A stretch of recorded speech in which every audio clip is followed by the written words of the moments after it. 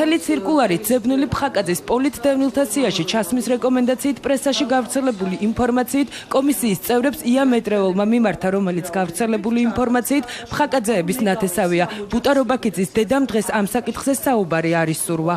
რაზე მეკითხებით არ მაინტერესებს?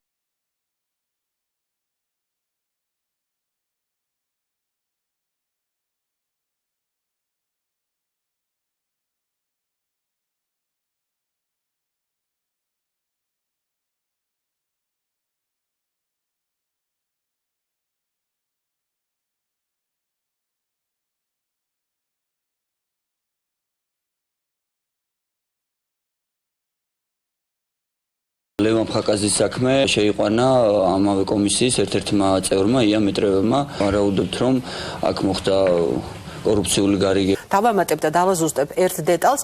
ლევან ფხაკაძესთან დაკავშირებით მე მაქვს ინფორმაცია, რომ მას რეკომენდაცია ქალბატონ ბესელიასთან გაუწია ქალბატონმა იამეტრეველმა.